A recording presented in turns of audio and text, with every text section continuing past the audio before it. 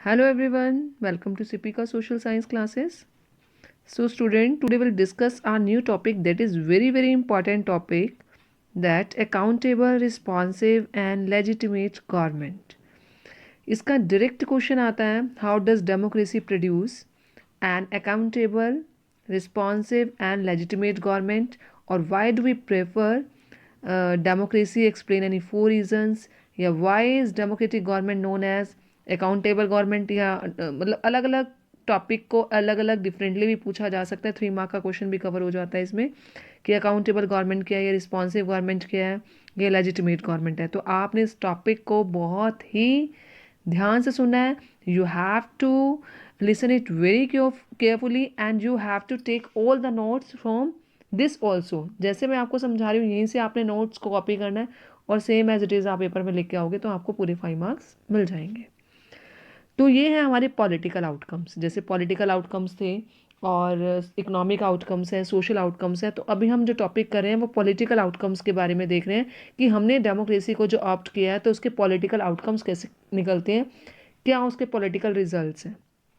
तो फर्स्ट है अकाउंटेबल। मैं आपको पहले ब्रीफ में बता रही हूँ कि अकाउंटेबल है तो आपके माइंड में एक सिंपल सा वर्ड आना चाहिए माइंड में, आंसरेबल, कि मीन्स ऐसी गवर्नमेंट होनी चाहिए that should be answerable to its citizens. Responsive आ जाए तो रिस्पॉन्सिव सुनते ही आपके माइंड में आए रिस्पॉन्ड करे। जैसे अगर हमें कोई गर्म चीज़ लगती है और एकदम से हम रिस्पॉन्ड करते हैं, अपना हाथ हटा लेते हैं, तो ऐसी हमारी गवर्नमेंट होनी चाहिए कि वो किस लिए रिस्पॉन्ड करे quickly. Responsive government should respond to the demands of the people, की लोगों की डिमांड्स की अकॉर्डिंगली वो रिस्पॉन्ड करे। लेजिटिमेट गवर्नमेंट है लॉफुल और पब्लिकली रिकॉग्नाइज, मीन्स एक ऐसी गवर्नमेंट होनी चाहिए that should be elected by the citizen and it follows procedure to make decision। Means ऐसी गवर्नमेंट बननी चाहिए जो लोगों के द्वारा चुनी गई हो, लोगों के रिप्रेजेंटेटिव गवर्नमेंट बनाए और वही देश के वेलफेयर के लिए काम करे।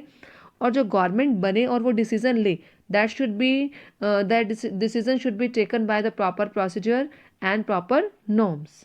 तो अभी मैंने आपको एक ब्रीफ में बताया कि accountable means answerable, responsive means reacting quickly, legitimate means lawful और पब्लिकली रिकॉग्नाइज्ड। अब हम देखते हैं एक एक को हम अंडरस्टैंड करेंगे। First is accountable government. Accountable government, every government should be accountable to its citizen.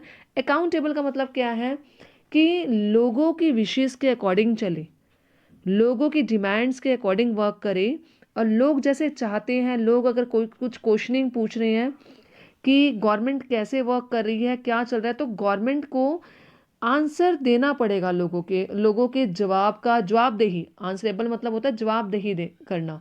Means अगर आपसे कुछ पूछा गया है तो आप बता सके कि आपने वो जो नॉर्म बनाया है, वो जो पॉलिसी बनाई है, लॉ बनाया है, किस लिए बनाया है, और लोगों का उस पर क्या, लोगों के लिए वो फ़ायदेमंद है या नहीं है। तो गवर्नमेंट को आंसरेबल होना पड़ेगा, किसके लिए, पीपल के क्वेश्चंस के लिए। ठीक है, ये पीपल का राइट है। How a government can be accountable, government accountable कैसे बन सकती है। In democracy people can choose the government through the process of the free and fair and regular election. यहाँ पर जो गवर्नमेंट चूज़ की जाती है वो इलेक्शन के थ्रू चूज़ की जाती है और फ्री और फेयर मैनर में होती है, और ओपन पब्लिक डिबेट होता है इसके लिए। मतलब अपोजिशन पार्टीज भी होती है, मेजोरिटी पार्टी भी होती है, वो आपस में डिस्कशन चलता है, पब्लिक डिबेट होता है, उसके बाद रिप्रेजेंटेटिव चूज़ किए जाते हैं।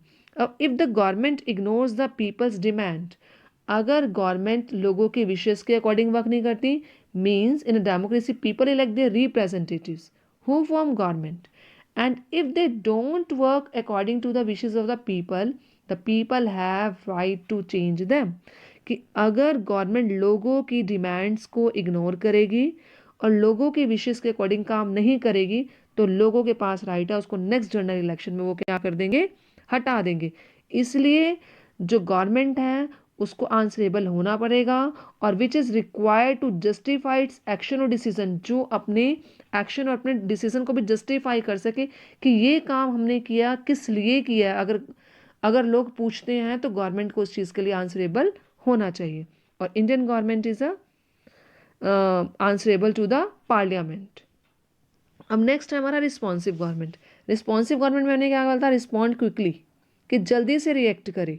अ responsive government should respond to the demands of the people, लोगों की डिमांड्स के अकॉर्डिंग वर्क करे, क्योंकि लोग सरकार बनाते हैं, लोगों द्वारा चुनी हुई सरकार होती है, और अगर वो लोगों की ज़रूरतों के अकॉर्डिंग ही वर्क नहीं करेगी तो वो रिस्पॉन्सिव गवर्नमेंट नहीं होगी। Responsive government is a government which responds positively to the needs and aspiration of the people. अब क्वेश्चन अरेज होता है, is the democratic government efficient, कि जो डेमोक्रेटिक गवर्नमेंट है वो एफिशिएंट है इन डिसीजन मेकिंग प्रोसेस। अगर डिसीजन मेकिंग प्रोसेस की बात करें, क्योंकि हमारे जो डेमोक्रेसी है वहाँ पर जब भी डिसीजन लिया जाता है इट टेक्स टाइम, मतलब ये नहीं है कि आज सोचा और कल वो चीज़ इम्प्लीमेंट हो जाएगी, ऐसा नहीं है। यहाँ पर कोई भी पॉलिसी या कोई भी लॉ बनाने में बहुत ज़्यादा टाइम लगता है। तो अगर हम इस बिहाफ पर सोचें, इस बेसिस पर सोचें कि is the democratic government efficient, तो आप सोचोगे नहीं, डेमोक्रेटिक गवर्नमेंट को तो बहुत टाइम लगता है, तो डेमोक्रेटिक सही है या नहीं है। तो वो हम डिस्कस करते हैं। डेमोक्रेटिक वर्सेस नॉन डेमोक्रेटिक, दोनों कंट्रीज़ का हम देखते हैं जहाँ पर डेमोक्रेसी है और जहाँ पर डेमोक्रेसी नहीं है। पहले डेमोक्रेटिक की बात करते हैं। It takes more time to make decision, democratic government को बहुत टाइम लगता है डिसीजन लेने में। अब डेमोक्रेटिक को टाइम लगता है तो people think it is slow and less effective government, तो लोग यही सोचना शुरू करते थे। देखो एक सैड फेस बना हुआ है, लोग यही सोचने लग जाते हैं कि अगर ये इतना टाइम लेती है डिसीजन लेने में और कोई भी लॉ बनाने में, तो हमारी गवर्नमेंट तो बहुत स्लो हो गई, तो ये गवर्नमेंट अच्छी नहीं है, ये लेस इफेक्टिव गवर्नमेंट है। अगर इस बिहाफ पर हम अपनी गवर्नमेंट को बैड बोलेंगे तो दैट इज़ नॉट अप्रोप्रिएट, क्योंकि हमारी जो गवर्नमेंट है, डेमोक्रेटिक गवर्नमेंट जो है, it follows the proper procedure before arriving at a decision. ये कोई भी डिसीजन लेने के लिए प्रॉपर एक प्रोसीजर फॉलो करते हैं, उसके बाद ही डिसीजन लिया जाता है। ये नहीं है कि आपके माइंड में कुछ भी आया थॉट और आपने उसको इम्प्लीमेंट कर दिया, नो। कुछ भी सोचना है, कुछ भी डिसीजन लेना है, कुछ भी लॉ बनाना है लोगों के वेलफेयर के लिए, उसका प्रॉपर प्रोसीजर होगा, उसके ऊपर डिबेट्स होंगे, डिस्कशन होंगे, उसके डिस्कशंस के बाद ही जो रिजल्ट निकलेगा उसके बाद ही डिसाइड होगा कि ये जो हमने लॉ बना रहे हैं वो लोगों के वेलफेयर के लिए है या नहीं है, कंट्री के वेलफेयर के लिए है या नहीं है। तो इट मीन्स क्या है, but it decision are more acceptable to the people and more effective. अब जो डिसीजन लिया गया है वो बहुत सोच समझ के लिया गया है, जो मिस्टेक्स थी उसको रिमूव कर दिया गया है, छन के जो डिसीजन निकला है वो है, क्योंकि इसमें क्या है, अब ये क्या हो गया, लोगों के लिए एक्सेप्टेबल भी हो गया और मोर इफेक्टिव भी हो गया। क्योंकि अगर डेमोक्रेटिक डिसीजन ऐसे ले कि जो मन में आया वो सोच लिया, पर बाद में समझ में आया कि लोगों के लिए तो सही नहीं है, इसका जो ये रिजल्ट है वो नेगेटिव है, सही नहीं है, तो इससे अच्छा है कि डिले हो जाए, पर डिसीजन जो होना चाहिए क्वालिटेटिव होना चाहिए, इफेक्टिव होना चाहिए और एफिशिएंट होना चाहिए, and that should be acceptable या that should be accepted by the people. तो यहाँ पर हम कहेंगे नहीं, डिले हो रहा है पर डेमोक्रेटिक बेटर है। अगर वहीं देखें नॉन डेमोक्रेटिक में, this government do not bother about a public opinion, ये पब्लिक ओपिनियन नहीं लेके चलती है, लोगों से नहीं सोचती, राजा का जो मन करता है, जैसे डिक्टेटरशिप होगी, मनार्की रूल हो गया, जो मन करता है उसी के अकॉर्डिंग डिसीजन ले लिया जाता है। They make the decision very fast, ये डिसीजन जो लेते हैं बहुत जल्दबाजी में लेते हैं, but there decision mostly not accepted by people, पर लोग उसको एक्सेप्ट नहीं कर पाते क्योंकि उसमें लूप होल्स कहीं ना कहीं रह जाते हैं, कुछ कमियां रह जाती हैं जिसके बारे में पहले डिस्कशन नहीं होता, इम्प्लीमेंट करने के बाद उनको पता चलता है कि ये कमियां रह गई हैं और जिसकी वजह से क्या होती है, आगे प्रॉब्लम होती है। तो इस सिचुएशन में क्या है, डेमोक्रेटिक जो गवर्नमेंट होती है वो डिले करती है डिसीजन मेकिंग प्रोसेस में, but their decisions are qualitative and effective. Okay, there is some delay in taking a decision due to deliberation and negotiation, but these decision are effective. और जबकि ऐसा अगर हम देखें डेमोक्रेटिक गवर्नमेंट में हमें देखने को नहीं मिलेगा। अब है हमारा third one, legitimate government. Legitimate government is a government as it is elected by the citizens, कि लेजिटिमेट गवर्नमेंट वो होती है जो लोगों के द्वारा चुनी गई, जो लीडर्स होते हैं वही सरकार बनाते हैं, वही गवर्नमेंट बनाते हैं और वही आगे देश को चलाते हैं। और जब भी लेजिटिमेट गवर्नमेंट में क्या होता है, कोई भी आप डिसीजन ले रहे हो, you have to follow proper norms and procedures. Means legitimate government is a government which works according to a set of rules, means जो रूल्स के अकॉर्डिंग ही काम करती है। कोई भी डिसीजन लेगी तो by following norms and proper procedure, उसके बिना काम नहीं करेगी। और यहाँ पर सिटीजन्स के पास राइट होता है, citizens are free to know if a decision was taken through a proper procedure और नॉट, कि जो गवर्नमेंट हमारा जो काम कर रही है उसने प्रॉपर नॉर्म्स फॉलो किए हैं, प्रॉपर प्रोसीजर फॉलो किया, उसके बाद डिसीजन लिया है या नहीं लिया। तो लोग ये गवर्नमेंट से पूछ भी सकते हैं। तो इसे हम क्या बोलते हैं, इसे बोला जाता है ही और she has a right and means. He और शी मीन्स कोई भी पर्सन है, मेल और female, they have right and means to examine the process of decision making. Right भी है उनके पास, अब मीन्स क्या है उनके पास, मीन्स टू एग्जामिन मतलब उनके पास राइट टू इन्फॉर्मेशन एक्ट है, जिसके थ्रू वो कुछ भी पूछ सकते हैं कि गवर्नमेंट कैसे वर्क कर रही है। तो इस प्रोसेस को हम क्या बोलते हैं, ट्रांसपेरेंसी। तो ट्रांसपेरेंसी की डेफिनेशन एक बार दोबारा बता देती हूँ, where any citizen has a right and means to examine the process of decision making, और लॉ, किसी भी लॉ का प्रोसेस जानने का लोगों को राइट होता है, उसको क्या बोलते हैं, ट्रांसपेरेंसी। अब इसका एग्जाम्पल क्या है, in India government has provided the citizen the right to information act, जिसकी वजह से the people can also know how the government is working, की गवर्नमेंट कैसे काम कर रही है। तो लोगों को ये भी पता चलता है। तो आपके 3 टाइप की गवर्नमेंट होगी, accountable government, responsive government and last one is legitimate government. अब देखते हैं the actual performance of democracy की, जो डेमोक्रेसी की एक्चुअल परफॉर्मेंस है वो क्या। Democratic government have had greater success in setting up regular and free elections. कहते हैं जो डेमोक्रेटिक गवर्नमेंट है वहाँ पर फ्री और फेयर मैनर में इलेक्शंस होते हैं। जैसे बात की जाए अपनी कंट्री की बात की जाए, यहाँ पर इलेक्शंस जो होते हैं वहाँ पर प्रॉपर मतलब एक इलेक्शन कमीशन बिठाई जाती है, जिसका अपना एक क्राइटेरिया होता है, और वो प्रॉपर क्राइटेरिया यूज़ करके फ्री और फेयर मैनर में इलेक्शंस कंडक्ट करवाती है और ओपन पब्लिक डिबेट्स होते हैं। तो यहाँ पर डेमोक्रेसी की परफॉर्मेंस ये हो गई।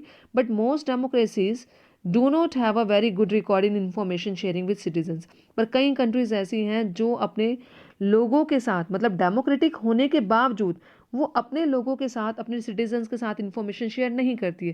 जैसे चाइना की बात करें, वहाँ पर फ्री और फेयर मैनर में इलेक्शंस नहीं होते, एक ही पार्टी 70 साल से वर्क कर रही है। जिम्बाब्वे है, वहाँ भी फ्री और फेयर मैनर में इलेक्शंस नहीं होते। तो कुछ लूप होल्स डेमोक्रेटिक गवर्नमेंट में भी रह जाते हैं। तो यहाँ पर कुछ डेमोक्रेसी हैं जो लोगों के साथ अपनी इंफॉर्मेशन को शेयर नहीं करती हैं। They are not always attentive to the needs of the people. और कई बार क्या होती है, डेमोक्रेटिक गवर्नमेंट लोगों की नीड्स को पूरा करने की बजाय अपनी नीड्स को पूरा करने में लग जाती हैं। They are not always attentive to the needs of the people. पहले वो अपने बारे में सोच रही है, फिर गवर्नमेंट लोगों के बारे में सोच रही है। तो उसी को हम क्या बोलते हैं, करप्शन। ये करप्शन की स्टोरी हमें मोस्ट ऑफ द कंट्रीज में मिलती है, जहाँ पर अगर बोला मॉरल बेसिस पे बोला जाए तो बात की जाती है बड़े अच्छे तरीके से काम करी है, पर अगर प्रूडेंशियल रीजन के अकॉर्डिंग उसको मेजर करें तो प्रॉफिटेबल डिसीजन नहीं निकलती है। तो ये करप्शन जो है ये मोस्ट ऑफ डेमोक्रेसी में देखने को मिलती है। But still people wish to be ruled by representative government elected by them. तो भी लोग जाते हैं रिप्रेजेंटेटिव्स, लोग वो रिप्रेजेंटेटिव्स चूज करना चाहते हैं जो उन्होंने चुने हुए हैं, क्योंकि कहीं ना कहीं डेमोक्रेटिक गवर्नमेंट लूप होल्स तो हैं, फिर भी मोनार्कियल रूल से अगर हम बात करें, डिक्टेटरशिप से बात करें, उससे डेमोक्रेसी कहीं ना कहीं बेटर है। कम से कम यहाँ पर लोगों को कुछ राइट्स तो हैं, कुछ वो पार्टिसिपेट तो करते हैं। तो अगर हम उससे अगर डिफ्रेंसिएशन करें, नॉन डेमोक्रेटिक कंट्री का डेमोक्रेटिक कंट्री से डिफरेंस करें, तो उससे हम कहेंगे कि हमारी जो डेमोक्रेसी है वो मच बेटर है। यहाँ पर पब्लिक ओपिनियन को फिर भी मेज़र किया जाता है, ऑपोजिशन पार्टी रोल प्ले करती है, जिससे हमें बड़ी सारी पॉलिसी समझ में आ जाती हैं। क्योंकि हमारे यहाँ पर बड़ी सारी पॉलिटिकल पार्टीज़ हैं, अगर ऑपोजिशन पार्टी रोल प्ले करती है वो कुछ ना कुछ हमें बताती रहती है कि जो मेजोरिटी पार्टी है वो कैसे काम कर रही है। तो इससे हमें फंक्शनिंग पता चलती रहती है हमारी गवर्नमेंट की। पर नॉन डेमोक्रेटिक कंट्री में ऐसा नहीं होता, वहाँ पर एक ही राजा है, उसके अकॉर्डिंग ही वर्क चलता रहता है, और लोगों को कोई भी राइट नहीं होता कुछ भी इंटरफेरेंस करने का। तो अगर उस बिहाफ पे देखें तो हमारी डेमोक्रेटिक जो गवर्नमेंट है वो नॉन डेमोक्रेटिक गवर्नमेंट से कहीं बेटर है। अगर डेटा भी आपने देखिए, डेटा दिया हुआ है आपकी बुक में, साउथ एशिया में जो डेटा कलेक्ट किया गया है उसमें लोगों ने यही राय दी है कि डिक्टेटरशिप और मोनार्की रूल से डेमोक्रेसी जो है वो मच बेटर है। तो स्टूडेंट्स, आई होप आपको ये क्लियर हो गया होगा टॉपिक जो आपका है, और that is very important topic, accountable, responsive and legitimate. Accountable answerable है, रिस्पॉन्सिव है लोगों की अकॉर्डिंग रिस्पॉन्ड करना, गवर्नमेंट ऐसे डिसीजन ले, लेजिटिमेटेड है, जो प्रॉपर प्रोसीजर को फॉलो करके डिसीजन लेती है। तो this is a very important question, इसमें इसके आने के चांसेस भी बहुत ज़्यादा होते हैं। तो आपने इस क्वेश्चन को ध्यान से सुनना है और ध्यान से लिखना भी है। ओके स्टूडेंट, और नेक्स्ट अब हम अपना टॉपिक स्टार्ट करेंगे, that will be economic growth and development. Thank you students.